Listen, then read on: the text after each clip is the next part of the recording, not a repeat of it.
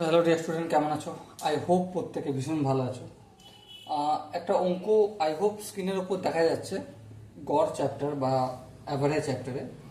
অঙ্কটা কি বলেছে দেখো, 37 সংখ্যার গড় 45। ঠিক আছে, যদি প্রত্যেকটি সংখ্যাকে 2 দ্বারা গড় গুণ করা হয় তবে নতুন সংখ্যাগুলির গড় হবে, অপশন এ আছে 69, অপশন বি আছে 47, অপশন সি আছে 90 এবং অপশন ডি আছে 45। দেখো, 7টা সংখ্যা রয়েছে আমার, এদের গড় কত? 45 রয়েছে। বেশ, এই 7টা সংখ্যাকে যাই থাকুক না কেন তাদেরকে আমি কি করছি? 2 দিয়ে গুণ করছি। কত দিয়ে? 2 দিয়ে। সাপোজ মনে করো আমি একটা ছোট সংখ্যা নিয়ে এক্সাম্পলের মাধ্যমে দেখাচ্ছি। ওকে, 1, 2, 3, এই 3টে সংখ্যা গড় কত? 3 আর 2 5, 1 6, 6কে 3টে দিয়ে ভাগ করলে 2 হবে। তাহলে এই 1 2 3 এর গড় কত? 2।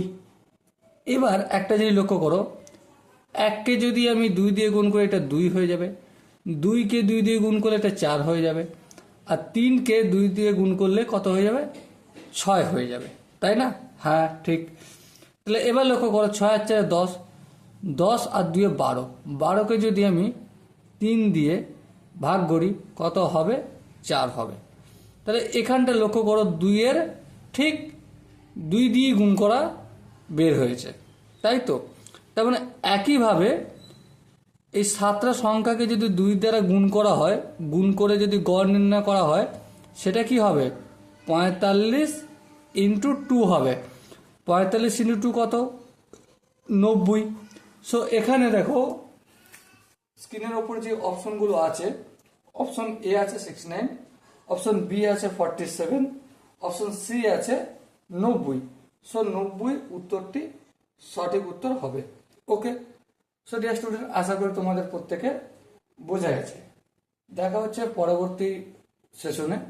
ততক্ষণ পর্যন্ত ভালো থেকো, সুস্থ থেকো এবং জয় হিন্দ।